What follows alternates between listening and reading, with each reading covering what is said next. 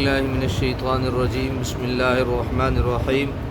اذ یریکہم اللہ فی منامک قلیلا ولو اراکہم کثیرا لفشلتم ولتنازعتم فی الامر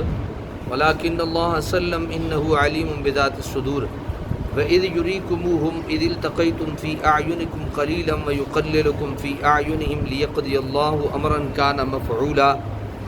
وَإِلَى اللَّهِ تُرْجَعُ الْأُمُورُ يَا أَيُّهَا الَّذِينَ آمَنُوا إِذَا لَقِيتُمْ فِئَةً فَاثْبُتُوا وَاذْكُرُوا اللَّهَ كَثِيرًا لَعَلَّكُمْ تُفْلِحُونَ وَأَطِيعُوا اللَّهَ وَرَسُولَهُ وَلَا تَنَازَعُوا فَتَفْشَلُوا وَتَذْهَبَ رِيحُكُمْ وَاصْبِرُوا إِنَّ اللَّهَ مَعَ الصَّابِرِينَ ولا تكونوا كالذين خرجوا من ديارهم بطرا ورئاء الناس ويصدون عن سبيل الله والله بما يعملون محيط صدق اللہ العظیم۔ آیت نمبر 42 سے لے کر آیت نمبر 47 تک سورہ الانفال پارہ 10 انشاءاللہ آج ہم سماعت کریں گے۔ اذ یریکہم اللہ فی منامک قلیلا، یاد کرو جب دکھایا اللہ نے آپ کو لشکر کفار خواب میں قلیل تھوڑا، وَلَوْ أَرَاكَهُمْ كَثِيرًا لَفَشِلْتُمْ وَلَتَنَازَعْتُمْ فِي الْأَمْرِ، اور اگر دکھایا ہوتا آپ کو لشکر کفار کثیر تعداد میں، لَفَشِلْتُمْ تو ضرور تم لوگ ہمت ہار جاتے، وَلَتَنَازَعْتُمْ فِي الْأَمْرِ اور آپس میں جھگڑنے لگتے اس معاملہ میں، وَلَكِنَّ اللَّهَ سَلَّمَ لیکن اللہ نے تمہیں بچا لیا، إِنَّهُ عَلِيمٌ بِذَاتِ الصُّدُورِ بے شک وہ خوب جاننے والا ہے جو کچھ سینوں میں ہے۔ یہاں یہ خلجان پیدا ہوتا ہے کہ نبی کا خواب حق ہوا کرتا ہے، کیونکہ یہ وحی کی ایک قسم ہے، پھر اس کے برعکس واقع ہونے کا تو احتمال ہی نہیں۔ اگر خواب میں قلیل دیکھا تھا اور واقع میں ان کا کثیر ہونا خواب کی تکذیب نہیں تو اور کیا ہے؟ اس کا جواب یہ دیا گیا کہ خواب میں قلیل دکھانے کا مطلب یہ تھا کہ ان کی تعداد خواہ کچھ ہو لیکن وہ قلیل تعداد کی طرح ضعیف و کمزور ہوں گے، اور اگر خواب کا یہی مطلب صحابہ کرام نے سمجھا تھا۔ وَإِذْ يُرِيكُمُوهُمْ إِذِ الْتَقَيْتُمْ فِي أَعْيُنِكُمْ قَلِيلًا، اور یاد کرو جب اللہ نے دکھایا تمہیں لشکر کفار جب تمہارا مقابلہ ہوا تمہاری نگاہوں میں قلیل، وَيُكَلِّلُكُمْ فِي أَعْيُنِهِمْ اور قلیل کر دیا تمہیں ان کی نظروں میں، لِيَقْضِيَ اللَّهُ أَمْرًا كَانَ مَفْعُولًا تاکہ کر دکھائے اللہ تعالیٰ وہ کام جو ہو کر رہنا تھا۔ وَإِلَى اللَّهِ تُرْجَعُ الْأُمُورُ اور اللہ تعالیٰ ہی کی طرف لوٹائے جاتے ہیں سارے معاملات۔ حکمت خداوندی کی کرشمہ سازی یہ تھی کہ مسلمانوں کو کافر تھوڑے نظر آ رہے تھے، جس کا مقصد یہ تھا کہ مسلمان ثابت قدم رہیں اور گھبرائیں نہیں، اور کافروں کو مسلمان قلیل التعداد دکھائی دے رہے تھے تاکہ وہ خوفزدہ ہو کر لڑے بغیر بھاگ کھڑے نہ ہوں اور جانیں بچا کر نکل نہ جائیں۔ اس طرح دونوں فریق اپنی کامیابی کا یقین کرتے ہوئے میدان جنگ میں کود پڑے،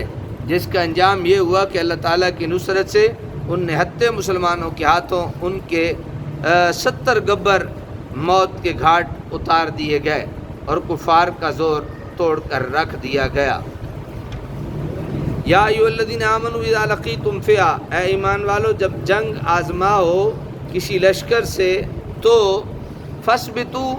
ثابت قدم رہو، واذکروا اللہ کثیرا اور ذکر کرو اللہ تعالیٰ کا کثرت سے، لعلکم تفلحون تاکہ تم کامیاب ہو جاؤ۔ یعنی جنگ کے میدان میں بھی تمہارا طریقہ یہ ہونا چاہیے کہ تم اللہ کے ذکر سے غافل نہ ہو۔ گھبرائے ہوئے دلوں کو تسکین دینے والا اور اکھڑے ہوئے قدموں کو جمانے والا اللہ تعالیٰ کا ذکر پاک ہی تو ہے۔ اہل فکر و نظر نے مخفی